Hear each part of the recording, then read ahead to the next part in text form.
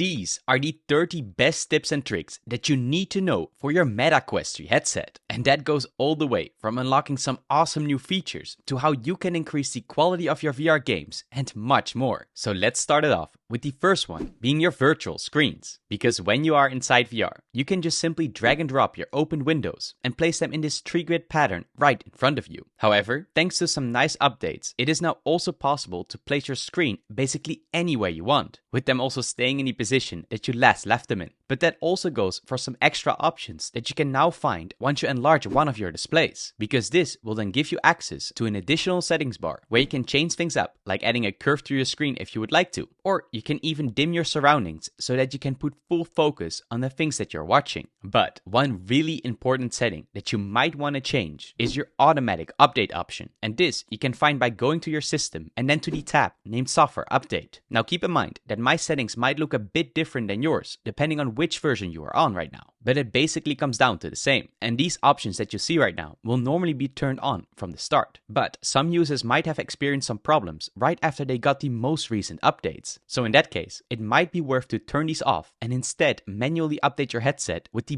big right button on the top right corner. Of course, when it is grayed out like you see right now, it means that you already have the most recent version installed. But we also have another not often talked about feature, which is the accessibility function, because here you can do some cool things like change up the color of your screen display and even specifically change them to the different types of color blindness. But you can also do some other interesting stuff in here, like change up the text size if you have struggles reading tiny letters, or even unlock the very useful feature known as live captions, because this can basically turn any audio that you have on your headset into subtitles right in front of your eyes. But while we are talking about some of these overlooked features, maybe even more important is when it comes to your privacy settings, since a lot of Quest 3 users don't want to share all their data with Meta. So if that's the case for you, then you can change this in your privacy and safety tab under the so-called analytics. And here you can all turn it off with just one click. But if you want to go into even more detail, like the use of your location for example, then you can also find these under permission. And here you can see exactly which app is using certain data, so that in that way you will never have to share stuff anymore that you don't want. But with that all out of the way, let's talk about some customization, because one of the first things that you will probably see inside VR is your own virtual avatar. And while it actually is possible to change your looks simply by using the Meta Horizon app, it is much easier to do it directly from within VR. So to do that, just look around for the mirror that should be somewhere inside your home screen, and when you have found it, just click on it and you will be directly brought into the avatar customization mode. And the great thing here is that when you change something up, like your clothes for example, then you can directly see its effect in real life. And some of you might also have some extra options in here, like AR patterns, but this depends on the region that you're located in, so that won't be available for everyone just yet. Which gets us to the second big thing that we can customize, and that is our own home environments. Now as you can see, I'm inside a pretty basic one at the moment, so to change this up, go to your settings and find the personalization tab. And here you will see a list of all the options that come pre-installed on your headset. For example, you can change this to be inside a winter lodge on top of a snowy mountain with just a simple click. Or perhaps you prefer something more extra, like to be inside an outer space station for example. And you can also find it here. However, while there are definitely some great options in this list, there is also a way to get even more of them than the ones you see here. But more on that in a second, because now that this is all set up, the next problem you will quickly come across is regarding your boundary setup. Because when you are walking around in your new play space, you will see this blue light grid that warns you of your walls and furniture. However, from the start, this grid shows up so quickly, even when you're still pretty far away from your walls. But luckily, there is an easy fix for this. So go to your settings and head over to physical space, because in here, you can change up things like the color of the grid that you see, but the one that we mainly want to look at is named the boundary sensitivity, since normally this is probably set somewhere in the middle between the left and right. But if you would put this all the way to the left, then you will see that the blue grid will still appear when you get close to your walls. But now it will show up a lot later, giving you some extra place to play with. And if you want, you can also select the advanced option to tweak these even more to your own liking. However, when you turn these all the way down, you should still be careful of your surroundings, especially if there are some other people in the room with you. But maybe even more important is when we get to the so-called experimental settings. Now these you can find in a dedicated tab from within your menu, and in here you will find some of the most unique features that actually not a lot of Quest owners make use of. And a great example of this is the so-called laying down mode, because this basically lets you use your headset while you're relaxing on your couch or bed. Or another option in here that is quite useful is known as the wrist meta button, because when activated it will show you this little meta icon in the palm of your hand, and when you click on it, it will automatically open and close your menu. But just keep in mind that these settings will change a lot over time, since Meta likes to add some big changes in here every now and then. So I definitely recommend that you check these out whenever a new big update becomes available. But besides all of these cool settings, one of the main problems of the Quest 3 is its battery life, because after just a couple of hours of gameplay, you will notice that it is completely empty. However, there are some ways to get some extra juice out of it. Now the easiest one you will find in System and then under the Power tab, because here you can unlock the so-called battery saver. Now when turned on, it will automatically give you quite a lot of extra time on a single charge. But you will probably also notice that your screen brightness is now also turned lower, and that is far from optimal. Now a second option would be to turn off your Wi-Fi and Bluetooth when you're not using them. However, all of these come with such big trade-offs that in most cases it would be probably best to just upgrade to a pro-like head strap that has a battery built into it. And a great example of these that I use myself on a daily basis is the one from Anna Pro, because this one lets you attach the external battery magnetically to the back of your head strap, which should give you an extra 2 hours of gameplay when fully charged. And that also means it gives you the option to switch between 2 batteries in total, so that you basically never have to charge your headset ever again. And besides that, these type of head straps are also a big upgrade over the soft dual band that comes included with your Quest 3, because even though you can adjust these to distribute the weight a little bit more evenly over the back of your head, it will still feel pretty uncomfortable after a while of using them. And that is why for a lot of people, these head straps are one of the first upgrades they make for their VR headset. But of course, I will also leave a link for this one in the description below so that you can check it out. And now that you have some great comfort, you will also need to know how you can quickly access your pass-through, because while the Quest 3S has a special button on the headset that can instantly switch between them, the Quest 3 has some other ways to do this. Now probably the most known one is directly from within your settings, where you can simply click on the pass-through icon to switch between virtual and mixed reality, or you can find it in your quick settings menu as well. But another way that might be even easier is by just double tapping the side of your headset, and this is actually a hidden feature that got carried over from the original Quest 2, so make sure to try that one out. But another thing that a lot of people forget is that when you aren't using your headset, you should be very careful not to leave it faced towards direct sunlight, because this can actually permanently damage your screen, so be careful with that. But besides your headset itself, you can also make some big upgrades to the quality of your games and experiences. And one easy way to do this is with an app known as Quest Game Optimizer, because this one will give you access to a bunch of different presets that are specifically made for each VR experience. And these actually manage to push the graphics a lot higher than the base level you would otherwise get. Now you can also always dive deeper into the details if you want to change things up yourself, but just the base level of improvements can already be a game changer. However, another way to make sure that the quality of your screen looks as good as possible is by setting your right IPD adjustment. Now translated, this refers to the space that is between your eyes. And while on the Quest 3, you can now change these specifically with the wheel on the bottom of your headset. This is actually not the case with, for example, the Quest 3S, because that one only has 3 basic settings that you can switch between of manually. But if even after changing these correctly, you still feel like your screen is blurry, then it might also be worth to upgrade to some physical lens inserts instead, especially if you are already wearing glasses or contacts in real life, because these ones you can just simply click into your headset and directly start using, with a great example of them being the ones from a company named VRWave.